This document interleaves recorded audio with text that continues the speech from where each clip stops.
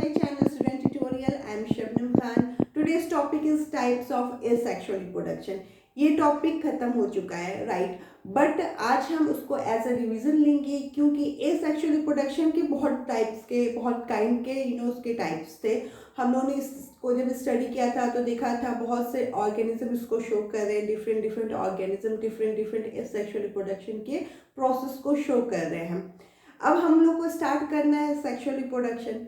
तो मैं चाह रही थी कि इससे पहले हम एसेक्सुअल रिप्रोडक्शन को एज अ रिवीजन पूरी तरह से कम्प्लीटली देख ले, मे भी कुछ पोर्शन छूटा हो या कुछ डाउट हो वो भी क्लियर हो जाए।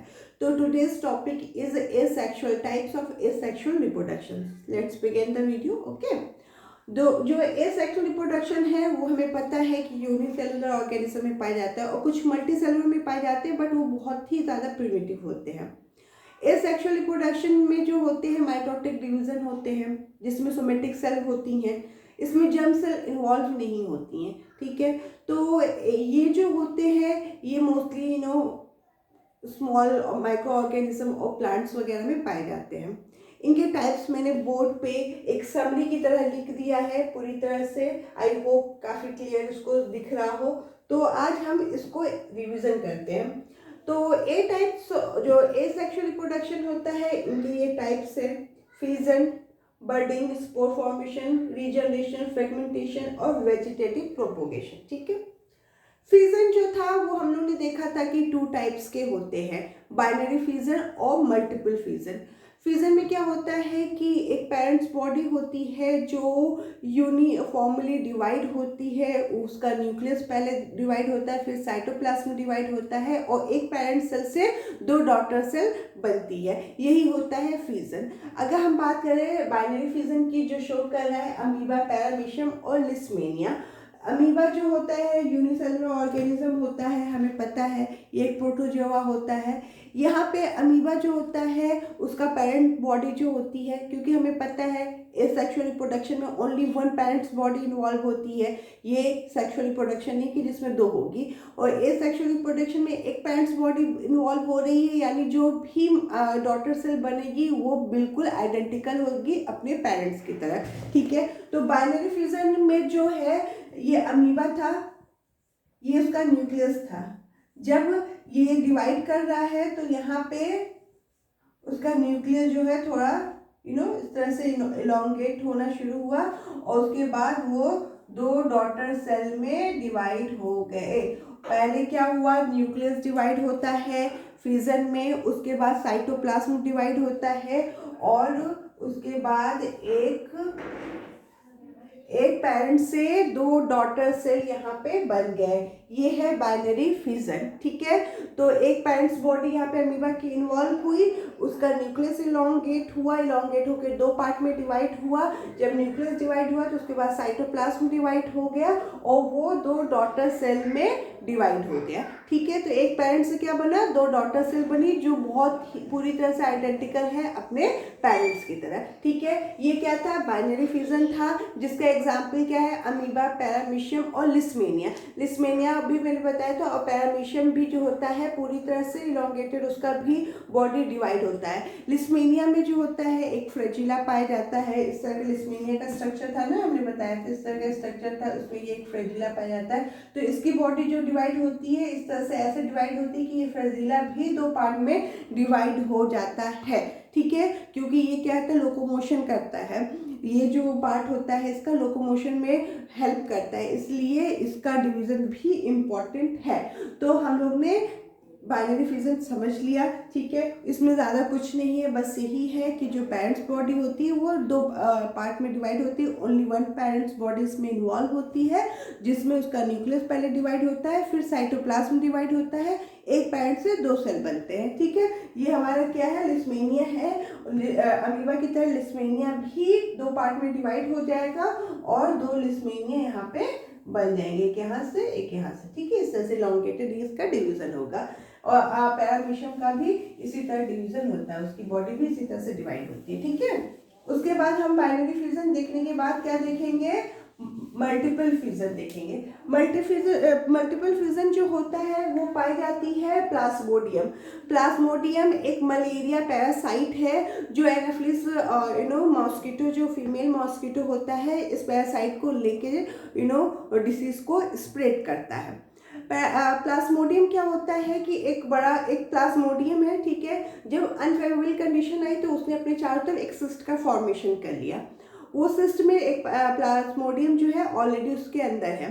अब क्या हुआ कि उसमें उसका न्यूक्लियस डिवाइड करता गया, रेपिडेटली इतना डिवाइड करता गया कि ढेर सारे मल्टी न्यूक्लियस बन गए। जब मल्टी न्यूक्लियस बन गए तो वो जो न्यूक्लियस है, हर न्यूक्लियस के चारों तरफ साइटोप्लाज्म जो है वो इकट्ठा होना शुरू हो गया। जब साइटोप्लाज्म इकट्ठा हुआ तो उसके बाहर एक मेम्ब्रेन भी बन गई। इससे एक प्लाज्मोडियम से मल्टीपल प्लाज्मोडियम बन गए, और जब फेवरेबल कंडीशन आई, सिस्ट रैप्चर हुआ, तो हर न्यूक्लियस जो है एक इंडिविजुअल बॉडी में डेवलप हो गया। मैं यहाँ पे उसका डायग्राम बनाती हूँ। ये है प्लाज्मोडियम, ठीक है। ये प्लाज्मोडियम का न्यूक्लियस है, ये एक सिस्ट में कवर हो गया जब अनफेवरेबल कंडीशन है। तो उसके बाद क्या होता है, ये सिस्ट तो है ही है, उसके बाद ये जो न्यूक्लियस है वो रिपीटेडली डिवाइड होना शुरू करता है। देखो ये सारा ढेर सारा न्यूक्लियस में डिवाइड हो गया, इसको माइटोटिक डिवीजन भी बोल सकते हैं। ढेर सारे उसमें ये डिवाइड हो गया। अब धीरे धीरे जो हर न्यूक्लियस के चारों तरफ जो है ये साइटोप्लाज्म इकट्ठा होना शुरू हो गया। इसके चारों तरफ साइटोप्लाज्म इकट्ठा होना शुरू हो गया, ठीक है। अब ये जो साइटोप्लाज्म है ये धीरे धीरे इसके चारों तरफ एक पतली सी लेयर, आउटर लेयर कह सकते हैं, वो बनना शुरू हो जाएगी, जिससे वो एक इंडिविजुअल का शेप दे देगी। अगर सब एक जैसे एक ही जगह सब इकट्ठा हो जाएंगे तो वो एक इंडिविजुअली दिखेंगे नहीं। तो क्या होगा, धीरे धीरे एक साइटोप्लाज्म जो है, साइटोप्लाज्म न्यूक्लियस के चारों तरफ इकट्ठा होंगे, और उनके चारों तरफ एक पतली सी ये लेयर जो होगी वो इकट्ठा होकर इसको एक इंडिविजुअली शेप दे देगी, जिससे ये एक एक अलग अलग हो जाएंगे, ठीक है। और जैसे ये रैप्चर हो जाएगा, जब कंडीशन नॉर्मल हो जाएगी, तो हर एक लिस्मेनिया इस प्लाज्मोडियम जो है यहाँ से निकल के अपना एक इंडिविजुअल बॉडी जो है वो डेवलप कर लेता है। तो ये हो गया मल्टीपल फ्यूजन। मल्टीपल का ही मतलब से समझ में आ रहा है कि यहाँ पे बॉडी जो है मल्टीपल वे में डिवाइड होगी। तो एक प्लाज्मोडियम से यहाँ पे कितने ढेर सारे प्लाज्मोडियम बन गए, ठीक है। तो ये क्या होता है, ये मलेरिया पैरासाइट होता है जो मलेरिया को स्प्रेड करता है एनाफिलिस मच्छर के, और इसको कैरी करती है, और इससे मलेरिया स्प्रेड होता है। लिस्मेनिया जो होता है वो काला अजहर के लिए जाना जाता है। तो ये हमारा फ्यूजन कंप्लीट हुआ। बाइनरी फ्यूजन भी मैंने दिखा दिया किस तरह से होता है अमीबा में, और मल्टीपल फ्यूजन किस तरह से प्लाज्मोडियम में होता है, ये उसका प्रोसेस है। तो ये डायग्राम जब भी फ्यूजन के बारे आए तो ये डायग्राम आप बना देना, जिससे आपको पूरे के पूरे मार्क्स मिल जाएंगे, ठीक है। Now come to the second types of asexual reproduction, which is budding. Budding का आप देखते हैं हम, बर्डिंग जो होता है वो किस में पाया जाता है, हाइड्रा और ईस्ट में पाया जाता है। बर्डिंग में क्या होता है कि जो पेरेंट सेल होती है, क्योंकि एसेक्सुअल रिप्रोडक्शन तो only one parent cell is involve, जो पेरेंट सेल होती है उसकी बॉडी से एक आउटग्रोथ जो होता है वो निकलना, डेवलप होना शुरू कर देता है। वो आउटग्रो में माइटोटिक डिवीजन होती है, जिससे सेल डिवाइड होती रहती है और एक बॉडी बना लेती है। वो बॉडी में उसी तरह डेंटेकल्स वगैरह आ जाते हैं, और जब टाइम आता है तो वो बॉडी पेरेंट्स बॉडी से डिटैच हो जाती है, सरफेस से अटैच हो जाती है, और एक न्यू ऑर्गेनिज्म, एक न्यू हाइड्रा डेवलप हो जाता है। तो यहाँ पे बर्डिंग में हम लोग ने हाइड्रा का एग्जाम्पल लिया था लास्ट वीडियो में भी, बर्डिंग के वीडियो में भी। यहाँ पे भी मैं हाइड्रा को फिर से समझा रही हूँ। ये हाइड्रा है, ठीक है, ओके। कुछ देर के बाद जो है यहाँ से एक बर्ड टाइप स्ट्रक्चर का फॉर्मेशन होना शुरू हो गया। उसके बाद फिर ये जो बर्ड लाइक स्ट्रक्चर है वो एक फुल्ली स्ट्रक्चर में डेवलप हो गया। फिर उसके बाद कुछ देर के बाद ये स्ट्रक्चर जो है यहाँ से डिटैच हो गया, ठीक है, और डिटैच होके यहाँ पे सरफेस से अटैच हो जाएगा और एक न्यू बॉडी का डेवलपमेंट कर देगा। तो यहाँ पे भी क्या हुआ कि बर्ड का फॉर्मेशन हुआ पेरेंट्स बॉडी से, ये पेरेंट्स बॉडी है, उससे आउटग्रोथ हुआ पेरेंट्स बॉडी से, उस आउटग्रोथ में जो है माइटोटिक डिवीजन होता गया और सम टाइम के बाद वो एक नया हाइड्रा बॉडी में उसका फॉर्मेशन हो गया, जस्ट लाइक दिस। अपने पेरेंट्स की तरह ये दिख रहा है ना। उसके बाद फिर ये वहाँ से डिटैच हो जाता है, क्योंकि ये हाइड्रा है, पानी वाटर में रहता है, जब वाटर का फोर्स आता है तो यहाँ से डिटैच होके सरफेस से अटैच हो जाता है, जो भी वहाँ पे सरफेस है, और एक न्यू ऑर्गेनिज्म की तरह बिहेव करने लगता है। तो ये है बर्डिंग की प्रोसेस जो है हाइड्रा में। ईस्ट का भी एग्जाम्पल लिया था कि जब हम ईस्ट को डालते हैं किसी भी डो में, आटे में डालते हैं उसको सॉफ्ट होने के लिए या पफी होने के लिए, तो हम उसकी क्वांटिटी थोड़ी सी इस्तेमाल करते हैं, थोड़ा सा यूज़ करते हैं। After some times what is happened कि वो जो ईस्ट था वो इतनी जल्दी उसका ग्रोथ हुआ या इतनी जल्दी उसमें डिवीज़न हुए, जिससे वो पूरा का पूरा जो आटा है वो प्लफी हो गया। डाला तो इतना थोड़ा ईस्ट था, बट वो इतने ढेर सारे आटे को प्लफी कर दिया। किस रीज़न से? क्योंकि वहाँ पर उसने ढेर सारी रिप्रोडक्शन किया और उससे बर्ड का फॉर्मेशन कंटिन्यूसली करता गया, और हर एक बर्ड जो हो गया ईस्ट का के बॉडी में डेवलप हो गई। तो इसका भी मैंने एग्जाम्पल वहाँ पे दिया था। इस तरह से ईस्ट की चेन भी बनती है, जो एक पूरा ब्रांच बनता है। उस ब्रांच जो होते हैं वो धीरे धीरे डिटैच होते रहते हैं और बहुत ढेर सारे स्पोर्स बर्ड का फॉर्मेशन होता रहता है। तो यहाँ पे ये जो है, और हम लोगों ने जो लिया था कि ये एक ईस्ट सेल है, यहाँ पे साइटोप्लाज्म जो न्यूक्लियस जो है वो डिवाइड हुआ, उसके बाद यहाँ पे दो बॉडी बनी, ठीक है।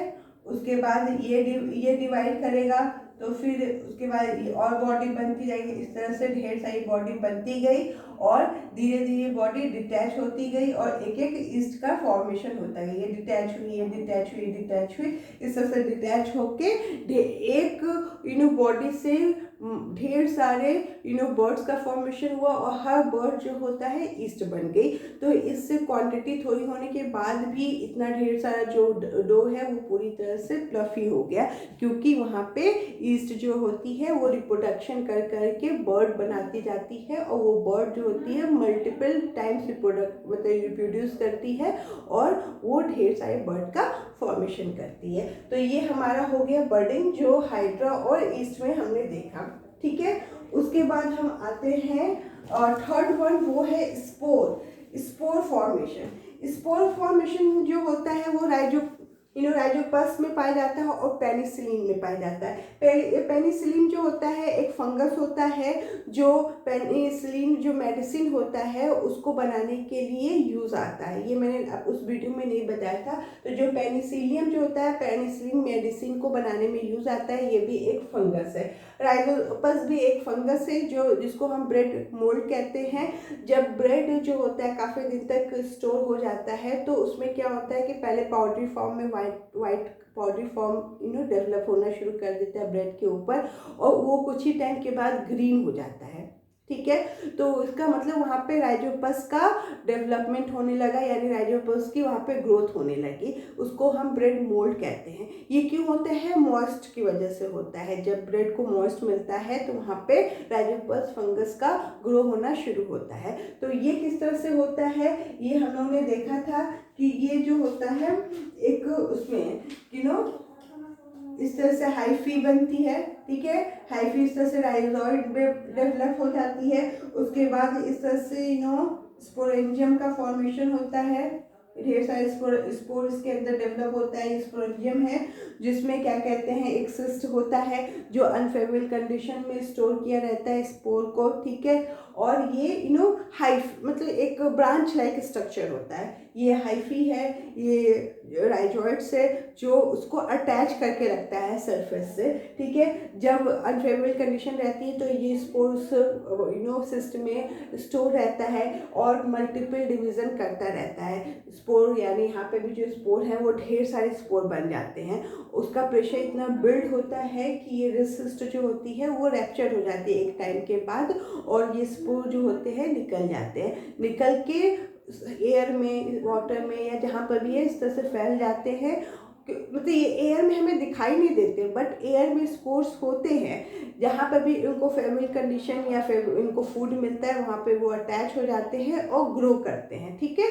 तो ये वही स्पोर है जो एयर में पाए जाते हैं और ईजिली किसी भी सरफेस से या अपने फूड को पाने के लिए कहीं पर भी अटैच हो जाते हैं और ग्रोथ स्टार्ट कर देते हैं। तो ये है स्पोरेंजियम और इसमें स्पोर होता है, ठीक है। और ये जो होता है यहाँ से जब रैप्चर होता है, क्या है यहाँ पे जो है ये अब रैप्चर हो गया, ये सारा का सारा स्पोर जो होता है बाहर निकल गया।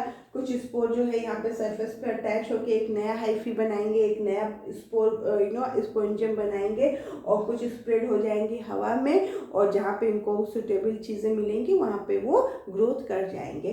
तो ये हो गया स्पोर फॉर्मेशन कि किस तरह से राइजोपस जो होता है या पेनिसिलियम जो होता है वो एक फंगस होता है और जहाँ पे उनको मॉइस्ट या सुटेबल कंडीशन मिलती है वहाँ पे ग्रोथ करना शुरू कर देते हैं। पहले ये पाउडरी दिखते हैं, वाइटिश दिखते हैं, फिर धीरे धीरे ये ग्रीन हो जाते हैं। ये हम लोगों ने अपने घर में देखा भी होगा, ब्रेड में ब्रेड मोल्ड लगते हुए, या राइजोपस के ग्रोथ को अगर देखना हो तो एक माइक्रोस्कोप से हम उस ब्रेड को लेके देख सकते हैं कि किस तरह से हाइफी बना के और स्पोरेंजियम बना के स्पोर का फॉर्मेशन हो रहा है। मतलब ब्रांचेस की तरह ये दिखाई देंगे, ऐसे ऐसे ब्रांचेस की तरह ये दिखाई देंगे, ठीक है। ये हो गया स्पोर फॉर्मेशन। उसके बाद आते हैं हम रीजनरेशन। रीजनरेशन की जो प्रोसेस होती है वो पाई जाती है प्लेनेरिया और हाइड्रा में। प्लेनेरिया जो होता है बहुत बेस्ट रीजनरेशन शो करता है। प्लेनेरिया इस तरह का स्ट्रक्चर होता है, हम लोगों ने उसमें देखा था, इस तरह का स्ट्रक्चर होता है जो क्या कहते हैं, अगर इसका कोई भी पार्ट, इसको अगर हम 3 या 4 5 पार्ट में डिवाइड कर दे तो हर पार्ट जो होता है डेवलप करके फुल प्लेनेरिया बना लेता है। अगर हम इस नीचे वाले पार्ट को अलग कर लेते हैं तो ये नीचे वाला पार्ट भी डेवलप होके एक फुल प्लेनेरिया बना लेता है। अगर हम इसके बीच वाले पार्ट को अलग करते हैं तो उसका बीच वाला पार्ट भी डेवलप करके नीचे का भी पार्ट बना लेगा और ऊपर का भी पार्ट बना लेगा। तो व्हाट इट शो दैट कि planaria is showing a very good regeneration power. उसका हर एक पार्ट कट करने के बाद भी एक फुल बॉडी पार्ट में कंप्लीटली अपना बॉडी पार्ट फॉर्म कर लेता है। तो planaria is a good example of regeneration. Hydra भी शो करता है, अगर उसको भी हम पार्ट में डिवाइड करें तो उसका हर एक पार्ट जो होता है फुल बॉडी पार्ट में ग्रोथ हो जाता है। तो अगर हम ऊपर का पार्ट कट करके अलग कर देते, ये पार्ट को अलग कर देंगे तो ये भी पूरा फुल बॉडी पार्ट में अपने आप हो जाता है। तो आप सोचो कि अगर एक प्लेनेरिया को हमने 4 या 3 पार्ट में डिवाइड कर दिया तो 3 पार्ट्स या उसका 4 पार्ट जो होते हैं 4 या 3 प्लेनेरिया में डेवलप हो जाएंगे। तो एक प्लेनेरिया से हमें कितनी ढेर सारे प्लेनेरिया मिल सकते हैं। तो ये भी है एक एसेक्सुअल रिप्रोडक्शन, ठीक है। तो ये हम लोगों ने क्या देखा, रीजनरेशन देखा जो प्लेनेरिया और हाइड्रा शो कर रहे हैं, ठीक है। उसके बाद हम आते हैं फ्रेगमेंटेशन। फ्रेगमेंटेशन जो होता है वो स्पायरोगैरा और सी एनिमोन्स जो होते हैं वो शो करते हैं। स्पायरोगैरा इस तरह की स्ट्रक्चर होती है ग्रीन कलर की, जिसकी पूरी बॉडी में ढेर सारे न्यूक्लियस और माइटोकॉन्ड्रिया फैले रहते हैं। एसेक्सुअल रिप्रोडक्शन में अगर किसी भी पार्ट में अगर न्यूक्लियस है मीन्स वो पार्ट डिवाइड कर सकता है, वो पार्ट रिप्रोडक्शन शो कर सकता है। अगर स्पायरोगैरा में भी हमने इस पार्ट को कट कर दिया तो ये भी एक कंप्लीट पार्ट में अपने आप को डेवलप कर लेगा, एक कंप्लीट स्पायरोगैरा में अपने आप को डेवलप कर लेता है। यानी अगर इसका छोटा सा भी पार्ट हमने कट कर दिया, क्योंकि इसमें न्यूक्लियस पूरी बॉडी में फैला रहता है, पूरी बॉडी में माइटोकॉन्ड्रिया फैला रहता है, इसमें एक न्यूक्लियस नहीं होता, ढेर सारे न्यूक्लियस होते हैं जो पूरी बॉडी में फैले रहते हैं। तो जो भी पार्ट हमने कट करते हैं उसमें न्यूक्लियस जरूर होगा। अगर न्यूक्लियस है तो उसमें रिप्रोडक्शन होना ही होना है। तो इस तरह से ये फ्रेगमेंटेशन की प्रोसेस में हमने अगर इसको छोटे छोटे फ्रेगमेंट्स में कट कर दिए हैं तो हर एक फ्रेगमेंट जो होता है रिप्रोड्यूस करके अपना एक पूरा होल बॉडी पार्ट बना लेगा। तो ये हो गया फ्रेगमेंटेशन जो है स्पायरोगैरा और सी एनिमोन शो करता है। उसके बाद आते हैं वेजिटेटिव प्रोपोगेशन। वेजिटेटिव प्रोपोगेशन जो होता है नेचुरल वे से होता है और आर्टिफिशियल वे से होता है। नेचुरल में हम लोग ने देखा था कि बाई लीफ में ब्रायोफाइलम जो होता है शो कर रहा है, उसकी लीफ जो होती है उसकी लीफ पे इस तरह जो उसकी लीफ होती है, उसकी लीफ के हर एक नोड पे जो होता है छोटे छोटे बर्ड लाइक स्ट्रक्चर बन जाते हैं। इस तरह से छोटे छोटे बर्ड लाइक स्ट्रक्चर बन जाते हैं। जो सबसे नीचे वाली रूट के पास जो सॉइल के पास जो लीफ होती है उसमें जो बनते हैं, उनके रूट्स जो होते हैं नीचे सॉइल तक चले जाते हैं, और जब फेवरेबल कंडीशन आती है तो ये यहाँ से डिटैच होके एक नए बायोफाइलम में जो होते हैं अपने आप को डेवलप कर लेते हैं। तो ये लीफ के ऊपर हुआ, ठीक है। लीफ के ऊपर इसका फॉर्मेशन हुआ कि किस तरह से छोटे छोटे बर्ड या छोटे छोटे प्लांटलेट जो होते हैं लीफ के ऊपर डेवलप हैं, ब्रायोफाइलम लीफ के ऊपर डेवलप है, और उनके रूट भी है। वो रूट जो होता है सॉइल में अटैच है, और जैसे ही कंडीशन फेवरेबल हुई वो वहाँ से डिटैच हुए और एक न्यू प्लांट में डेवलप हो गए। ये हमारा हो गया ब्रायोफाइलम। उसके बाद हम स्टेम की बात करें कि बाय स्टेम भी और प्रोपोगेशन होता है। यानी हमने यहाँ पे क्या बताया, जो लीफ है वो एज अ प्रोपोग्यूल है यहाँ पे जो हेल्प कर रही है प्रोपोगेशन में। बाय स्टेम में पोटैटो और ग्रासेस भी शो करती हैं कि जिस तरह से ग्रासेस के ऊपर बर्ड्स होते हैं, ड्राई हो जाती है ग्रासेस क्योंकि उनके ऊपर ढेर सारे बर्ड्स होते हैं। जैसे रेनिंग सीजन आती हैं वो बर्ड्स डेवलप होते हैं, सेक्सुअल प्रोडक्शन शो करने लगते हैं और उनकी ग्रोथ बढ़ जाती है, वो पूरा ग्रीन दिखने लगते हैं। उसी तरह हमारा जो पोटैटो होता है, पोटैटो भी जो होता है वो एज अ ट्यूबर हम यूज़ करते हैं, और उसमें जो आई स्पॉट्स होते हैं वो हर आई स्पॉट जो होता है रिप्रोडक्शन एज अ प्रोपोग्यूल हम यूज़ करते हैं। अगर ये आई स्पॉट को हम कट करके कहीं पर भी मिट्टी में डाल दे, सॉइल में डाल दे, उसको सुटेबल चीज़ें देती रहे, उसको फूड और पानी जो भी है देते रहे, तो हर आइज जो उसका होता है स्पॉट, तो वहाँ से ट्यूबर वहाँ से प्लांट निकलना स्टार्ट हो जाता है। तो ये हम एक पोटैटो से ढेर सारे पोटैटो बना सकते हैं। हमें यहाँ पे सीड का जो प्रोसेस होता है कि सीड डाला उसके बाद प्लांट निकला, उससे ये बेटर वे में होता है और शॉर्ट टाइम में होता है, और इसमें ज़्यादा क्या कहते हैं, ज़्यादा हम स्पेंड मनी नहीं करने की ज़रूरत होती है। एक पोटैटो ट्यूबर से या एक पोटैटो से उसकी आइज से हम ढेर सारे पोटैटो बना सकते हैं। तो ये हो गया स्टेम और बाय स्टेम, क्योंकि जो पोटैटो है वो भी एक स्टेम वेजिटेबल्स है, हमें पता है। जिंजर का भी यही प्रोसेस है। जिंजर का भी है, छोटे पार्ट्स को हम सॉइल में अगर डाल दें तो वहाँ से ढेर सारे प्लांट निकल जाएंगे। हर एक छोटे छोटे ट्यूब से जो होते हैं ढेर सारे प्लांट का ग्रोथ होगा और ढेर सारे जिंजर का फॉर्मेशन होगा। तो ये भी एक नेचुरल वे का प्रोसेस है जो कम टाइम में ढेर सारे प्रोडक्शन देता है। उसके बाद बाय रूट में sweet potato is the example. अगर स्वीट पोटैटो का जो रूट वाला पार्ट है, स्वीट पोटैटो इस तरह से रहता है ना, इस तरह से रहता है, इस तरह से उसका जो ये रूट वाला पार्ट है उसको हम कट करते हैं और कहीं पर भी सॉइल में डाल देते हैं, तो यहाँ इससे भी ढेर सारे प्लांट का डेवलपमेंट होने लगता है। स्वीट पोटैटो जहाँ जहाँ डालें वहाँ से ढेर सारे स्वीट पोटैटो का फॉर्मेशन ग्रोथ होने लगती है। तो ये भी एक बेस्ट वे है जो आजकल बहुत ट्रेंडिंग है। कम टाइम में बिना मनी स्पेंड किए हमें ढेर सारा प्रोडक्शन मिल जाता है। ये हो गया नेचुरल वे में। By leaf example is a bryophyllum, by stem potato ginger, by root sweet potato. ये सारे एग्जाम्पल है हमारा नेचुरल वे में प्रोपोगेशन का, ठीक है। ये सबको हम एज अ प्रोपोग्यूल यूज करके डेवलपमेंट करते हैं, ग्रोथ करते हैं। उसके बाद आर्टिफिशियल में हम लोग ने देखा कि कटिंग के प्रोसेस में हम लोग ने रोज़ का एग्जाम्पल लिया था। रोज़ है, बैनियन ट्री है, या फिर हम शुगर केन करें, ये सब ऐसा है कि हम इसके स्टेम को कट करते हैं।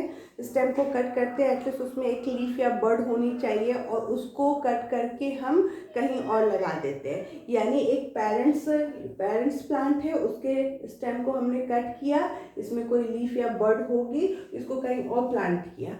यहाँ का स्टेम कट किया, इसको कहीं और प्लांट किया। तो इस तरह से क्या हुआ कि एक पेरेंट्स का तो जो है प्लांट वो तो ग्रोथ कर ही रहा है, उसके स्टेम से भी कितने प्लांट बन गए। तो ये हमारा जो हो गया वो पेरेंट्स प्लांट हो गया, और इससे जो स्टेम मैंने कटिंग करके यहाँ और यहाँ ग्रोथ कराया है उससे भी ढेर सारे हमें रोज के प्लांट मिल गए। तो कितना बेस्ट वे है कि हमें डिफरेंट प्लांट को प्लांट करने की ज़रूरत नहीं पड़ी। एक प्लांट का स्टेम को कट किया और जहाँ जहाँ लगाया वहाँ वहाँ न्यू प्लांट का ग्रोथ हो गया। तो ये रोज़ जो है वो बेस्ट एग्जाम्पल है कटिंग का। उसके बाद बैंगन ट्री का भी जो बैंगन ट्री में बोल रही हूँ, शुगर केन जो होता है या फिर बनाना, ये सब का भी यही प्रोसेस है कि इसमें भी कटिंग के प्रोसेस से हम डिफरेंट प्लांट को उगा सकते हैं, ढेर सारे प्लांट उगा सकते हैं एक ही पेरेंट से। उसके बाद लेयरिंग में क्या होता है, लेयरिंग में हम जैस्मिन का एग्जाम्पल लिए थे या हिबिस्कस चाइना रोज का एग्जाम्पल लिए थे। लेयरिंग में हम उन प्लांट को लेते हैं जिनके ब्रांचेस थोड़ी लचीली होती हैं, जो आराम से हम खींच सके। क्योंकि लेयरिंग में क्या होता है कि ये प्लांट है, इसकी जो ब्रांच है उसको हम सॉइल में इस तरह से खींच के लगा देते हैं, खींच के इस तरह से लगा देते हैं। इसका ये जो पार्ट है वो सॉइल के अंदर चला जाता है, ये सॉइल के अंदर चला गया। अब ये धीरे धीरे रूट का ग्रोथ करेगा, ये धीरे धीरे रूट का ग्रोथ करेगा और यहाँ से एक न्यू प्लांट का निकलना स्टार्ट हो जाएगा। जब ये न्यू प्लांट निकलना स्टार्ट हो जाएगा तो यहाँ से हम ब्रांचेस को कट कर देंगे और ये एक न्यू प्लांट यहाँ से डेवलप हो गया। इसी तरह हम इस साइड भी कर सकते हैं। तो ये प्रोसेस उन प्लांट में पाई जाती है जिनके स्टेम को हम इजीली खींच के और सॉइल के अंदर दबा दे, सॉइल के अंदर दबा के उनको फूड दे, वाटर दे, और सब कुछ टाइम के बाद वो वहाँ से रूट का डेवलपमेंट शुरू करती हैं और वो रूट से एक नया प्लांट बन जाता है। यानी इस ब्रांच से ही एक नया प्लांट बन गया, और जब वो नया प्लांट बन जाता है तो यहाँ से हम ब्रांच को कट कर देते हैं। तो ये पेरेंट्स प्लांट ऑलरेडी है, बट उससे जो और बेबी प्लांट हमें मिल गया। तो ये भी एक वे है कि पेरेंट्स प्लांट का ग्रोथ तो आराम से हो ही रहा है, जो बेबी प्लांट्स हो रहे हैं वो भी एक नए प्लांट में डेवलप हो गए, वो भी फ्लावर दे रहे हैं, फ्रूट दे रहे हैं। तो आर्टिफिशियल कटिंग जो होती है स्पेशली हम फ्लोरिंग या फिर फ्रूट्स के प्लांट में हम कर सकते हैं। ठीक है, तो ये जैस्मिन का मैंने यहाँ पे एग्जाम्पल लिया है, चाइना रोज में भी हम लेयरिंग की प्रोसेस कर सकते हैं। उसके बाद हम आते हैं ग्राफ्टिंग में क्या होता है कि अगर बेस्ट क्वालिटी की चीज़ें, आजकल तो क्या है कि ढेर सारे बेस्ट डिज़ायरेबल कैरेक्टर्स और डिज़ायरेबल ट्रेट्स को हम ले रहे हैं। डिज़ायरेबल कैरेक्टर वो हैं कि जैसे कि स्पेशली हम जो ग्राफ्टिंग करते हैं वो हम फ्रूट प्लांट में करते हैं, रोज मतलब फ्लावरिंग प्लांट में भी हो सकते हैं, बट क्योंकि हमें बेस्ट क्वालिटी और बेस्ट डिज़ायरेबल ट्रेट चाहिए, इसीलिए हम यहाँ पे अगर किसी ओल्ड प्लांट को लिए हुए हैं तो अगर हम चाह रहे हैं कि हमें इसमें किसी और बेस्ट अच्छे कैरेक्टर के प्लांट को लगाना है, बट जो भी प्लांट हम ले रहे हैं चाहे वो इसमें क्या होता है, दो चीज़ें होती है, स्टॉक एंड स्क्योन होता है। स्टॉक जो होता है वो रूटेड होता है, इसका अपना रूट रहेगा, ये अपना लगा रहेगा, और जो स्क्योन होगा उसको हम इसमें ग्राफ्ट करेंगे। ठीक है, स्क्योन जो होगा वो सेम फैमिली का प्लांट होना चाहिए। अगर हम लोगों ने सिट्रस फैमिली ली है तो चाहे वो लेमन, स्वीट लेमन या फिर ऑरेंज, ये सब हम ले सकते हैं। अगर एप्पल का लिया है तो एप्पल में जितनी वैरायटी है हम उनको ले सकते हैं। समझ में आ रहा है ना? तो सेम फैमिली के प्लांट का ग्राफ्टिंग जो होता है वो बहुत बेस्ट रिजल्ट देता है और वही पॉसिबल है। तो यहाँ पे दो चीज़ें होती हैं, एक जो पहले से प्लांट लगा हुआ है जो रूटेड है, ज़मीन में गड़ा हुआ है, उसको हम स्टॉक कहते हैं, और जो दूसरे प्लांट को लेते हैं जिसकी ग्राफ्टिंग करवाई जाती है उस प्लांट के ऊपर, उसको हम स्क्योन कहते हैं। और इसमें इस तरह से अगर हमने कट किया है तो जो दूसरा प्लांट आएगा उसमें भी सेम कट होना चाहिए, जिससे वो उसके अंदर पूरी तरह से, जैसे सॉकेट और कप होता है ना, उस तरह से वो पूरी तरह से उस पर बैठ जाए, उनका जो वैस्कुलर बंडल है वो एक दूसरे से पूरी तरह से अटैच हो जाए, यानी जाइलम से फ्लोएम से। उसके बाद हम इसको रैप कर देते हैं किसी भी पॉलीथीन या ऐसी चीज़ से जिससे हमें इसकी ग्रोथ दिखती रहे, क्योंकि कभी कभी इसमें फंगस इन्फेक्शन भी हो जाता है। तो ऐसे चीज़ से रैप करते हैं जिससे इसका जो अंदर डेवलपमेंट हो रहा है, ग्रोथ हो रहा है, वो चीज़ हमें दिखती रहे। तो इस तरह से इनकी ग्राफ्टिंग होती है, इनको कवर कर दिया जाता है और इस तरह से अटैच किया जाता है कि इनका फ्लोएम एक दूसरे से अटैच हो, जाइलम एक दूसरे से अटैच हो, जिससे वाटर का ट्रांसपोर्ट या फूड का ट्रांसपोर्ट पूरी तरह से कम्प्लीटली बना रहे। एक लाइन में रहेगा तभी तो फूड भी मिल सकता है प्लांट को और वाटर भी मिल सकता है, और इस वे से वो अच्छे से डेवलप कर सकते हैं। तो ये जो है वे है जिससे हम ग्राफ्टिंग करते हैं, स्पेशली उन प्लांट में करते हैं जो फ्रूट्स या वेजिटेबल्स देते हैं और सेम फैमिली के होते हैं। उसके बाद आते हैं टिश्यू कल्चर, जो बहुत ट्रेंडिंग और बहुत अभी अच्छा माना जा रहा है। इस टिश्यू कल्चर में क्या होता है कि ये लेबोरेटरीज में होता है, लैब चाहिए इसके लिए। इसमें क्या होता है कि हम जो भी प्लांट ले रहे हैं वो बेस्ट प्लांट चूज करें जिसके अंदर बहुत ढेर सारे डिजायरेबल कैरेक्टर हो, जैसे कि ड्रॉट रेजिस्टेंस हो, हीट रेजिस्टेंस हो, गुड क्वालिटी वाला हो, जूसी प्लांट हो, इस तरह का मतलब अच्छे कैरेक्टर्स जो बेस्ट होने चाहिए वो हम उसको लेते हैं। उसका जो टिप्स होता है, जो ग्रोइंग टिप्स होता है, उसमें से हम टिश्यू या सेल को निकालते हैं, निकाल के उनके छोटे पीसेस करते हैं और उनको एक अगर सोल्यूशन में, जेली लाइक सोल्यूशन अगर का होता है जिसमें सारे ग्रोथ हार्मोन्स होते हैं और उनके अच्छे न्यूट्रिटिव चीज़ें उसमें डली रहती है, उसमें उसको हम पेट्री डिश में डाल के रख देते हैं। कुछ टाइम के बाद जो होता है उसमें डेवलपमेंट शुरू होता है। वो जो सेल होती है वो रिपीटेडली जो होती है डिवाइड होके एक ब्रांच, एक बंच बनाती है, ग्रोथ का एक पूरा सेल का एक बंच बनाती है, जिसको हम इस तरह से बंच बनाती है जिसको हम क्या बोलते हैं, कैलस बोलते हैं। ठीक है, अब इसको हम ट्रांसफ़र करते हैं दूसरे डिस्क में जिसमें रूट ग्रोथ हार्मोन्स होता है, वो रूट का डेवलपमेंट करता है, इस सेल से रूट निकलने लगती है। फिर इसको दूसरी जगह डालते हैं, उसमें शूट का डेवलपमेंट, ग्रोथ डेवलपमेंट हार्मोन्स होता है, वो शूट का डेवलपमेंट करते हैं, तो रूट भी डेवलप हो गया, शूट भी डेवलप हो गया, तो एक स्मॉल टाइनी प्लांटलेट्स बनाते हैं। ये प्लांटलेट्स को हम एक सॉइल के पूरे प्लेट्स में जो होते हैं इनको ट्रांसफ़र कर देते हैं, पूरी लाइन से लगा देते हैं। फिर उसके बाद हम इनको सुटेबल इन्वायरमेंट्स देते हैं और इनकी ग्रोथ हम फील्ड में फिर कराते हैं। तो ये है टिश्यू कल्चर की प्रोसेस, जिस थोड़ी एक्सपेंसिव होती है और इसमें हमें ग्रोथ हार्मोन्स का यूज़ करना पड़ता है। बट ये है कि इसमें हम अपने अकॉर्डिंग चीज़ों को लेते हैं, अपने अकॉर्डिंग बेस्ट कैरेक्टर को लेते हैं। तो ये कुछ एग्जाम्पल हो गए और एक the types of asexual reproduction का सारा चार्ट हो गया जो बहुत ही इम्पॉर्टेंट है। इस चार्ट को भी अगर आप लास्ट टाइम एक बार देख लो तो चीज़ें रिकॉल हो जाएंगी। तो आई थिंक आप इसको एक फोटो इसका ले लो, स्क्रीनशॉट ले लो और इसको लास्ट टाइम पे एक बार देख के और एग्ज़ाम देने जा सकते हो। तो ये बहुत ज़रूरी है कि जो चीज़ें ज़्यादा है उनको हम एक बार रिवीजन उसका वीडियो बनाएं और उसको एक बार फिर से रिवाइज कर ले। तो आई होप ये चीज़ बहुत इम्पॉर्टेंट होंगी आपके लिए और आपको समझ में भी आई होंगी। तो अभी तक के लिए इतना ही, हम नेक्स्ट वीडियो में शुरू करेंगे एसेक्सुअल रिप्रोडक्शन, और जो भी डाउट्स हो आई थिंक वो क्लियर हो गए होंगे। अगर कुछ भी क्वेश्चन है तो प्लीज़ हमें इनबॉक्स करें। Thank you for watching.